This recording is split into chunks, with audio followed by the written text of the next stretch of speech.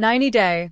Marriages crumble as Gino tries to get Jasmine deported and Darcey challenges Georgi to file for divorce. Jasmine was also confronted about the $70,000 that Gino believes she owes him during the October 5th episode of 90-Day Fiancé, Happily Ever After. Darcey challenged her husband Georgi to file for divorce on the October 5th episode of 90-Day Fiancé, Happily Ever After, as tensions continued to rise following the rocky conclusion to their Bulgarian vacation. Meanwhile, Gino called Jasmine to confront her about the $70,000 he believes she owes him and accused Jasmine of using him to get a green card. Gino claimed their marriage was a scam and informed his estranged wife that he called immigration on her. Trouble found both Jasmine and Darcey on the latest episode of 90-Day Fiancé, Happily Ever After, as both ladies battled their husbands over their deteriorating marriages. First, Darcey challenged her husband Georgi to file for divorce, as tensions continued to rise following the rocky end to their Bulgarian vacation. Darcey made the declaration during a feisty fancy dinner with her sister, her husband Florian, and their friends, Svet and Roxy, after she and Georgi openly bickered about their fight in Bulgaria, communication issues, and more of their ongoing marital problems. After playing the blame game with each other, Georgi insisted that he felt he is always wrong in Darcey's eyes, making it difficult for him to open up to her. "Then don't be married," she exclaimed. "File for divorce. Is that what you want? Because that's what it feels like you want." Earlier in the day, Darcey expressed concerns about her relationship to Stacy after the twins took part in an aerial silks class in hopes of releasing old baggage and ushering in new, more positive energy. In a confessional, Darcey revealed that she and Georgi were barely speaking to each other following the big blow-up at the end of their trip a few days prior. "We haven't even talked to each other about what happened on our last night in Bulgaria," she explained. After the class, Darcey told Stacy that Georgi was hesitant to give me his half of the rent for the month upon returning home. Darcey later said Georgi eventually caved after she started a group chat with herself, her husband, and her dad. Darcey also suggested that, rather than communicating with her, Georgi said he wants half his money back for her portion of the trip to Bulgaria. Stacy was astonished by the allegations, calling Georgi a greedy motherf in response. "You deserve to be treated like a queen every day," Stacy told her twin, who feared her husband was trapped in an avoidant mindset. Their relationship, she later noted, had begun to feel like two ships passing by. Later that evening, Georgi seemed miserable as he sat across the table from his wife at dinner. In a confessional, Georgi admitted that he was still hurt by how the end of the trip to Bulgaria played out and that things had gotten uncomfortable between him and his wife. "I'm not going to pretend that everything is okay when it's not really okay," he explained. Back at dinner, Darcey revealed that she was triggered by Georgi's suggestion that he was interested in traveling alone. But Georgi felt it was a misunderstanding, and she overreacted. "You disrespected me first by telling me I'm with you because I did this for your money and all this," he explained. Darcey acknowledged her error and later admitted that she still has healing work to do with herself. But she suggested Georgi needed to do the same. Still, Georgi felt that he sometimes couldn't pinpoint what exactly is wrong in certain circumstances, suggesting that it seemed like everything he did was wrong sometimes.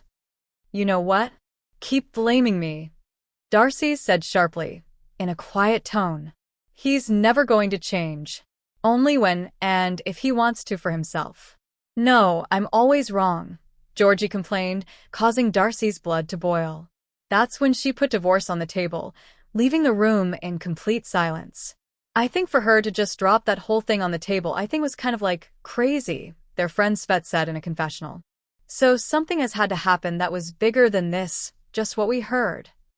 Also during the explosive episode, Gino finally called Jasmine and shared the scathing letter that he personally wrote to her, venting all of his feelings about their failed relationship. At one point, Gino said it was obvious that Jasmine used him for a green card.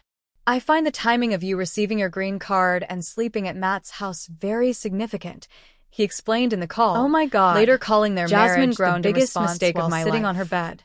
But Gino demanded that he finish, and went on to claim that Jasmine stabbed me in the back, used me, and broke my heart. Before the call, Gino told producers that he wanted to share his letter with Jasmine so he can close this chapter of my life and be done with it. He then informed Jasmine that he felt let down by his now estranged wife.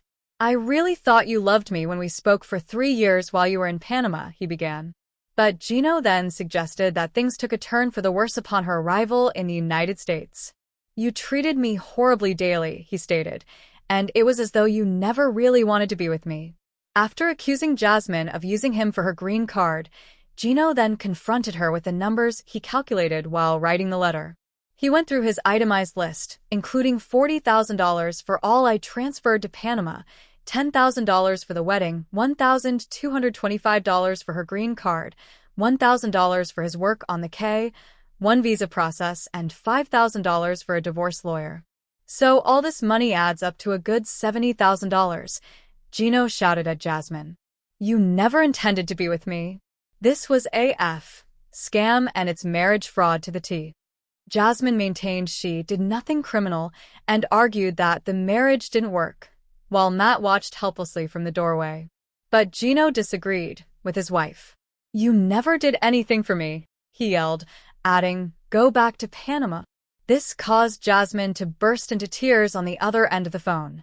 "Leave me alone," Jasmine wailed. "You have never had empathy for me. The fact that you choose this moment just to trap me. What kind of person are you?" But Gino was furious. "What do you mean, this moment, Jasmine? I just found out you're pregnant with some other guy's kid, and we were supposed to have a baby together." Jasmine reminded Gino that he was not interested in having sex with her before screaming, "You hate me," into her phone, but Gino contended, "You knew it was a scam from the beginning." "Okay, then go to immigration. Deport me." "Go ahead," Jasmine wept, to which Gino replied, "I've already gone to immigration. You'll hear from them soon." Jasmine broke down even more and scolded Gino for making me sick over their marriage drama.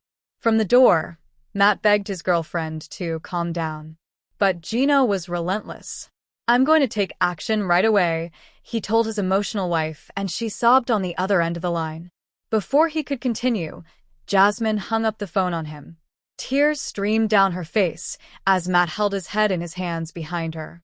Never miss a story. Sign up for People's free daily newsletter to stay up to date on the best of what People has to offer, from celebrity news to compelling human interest stories. 90 Day Fiancé. Happily Ever After? Airs Sundays at 8 p.m. Eastern Time / Pacific Time on TLC.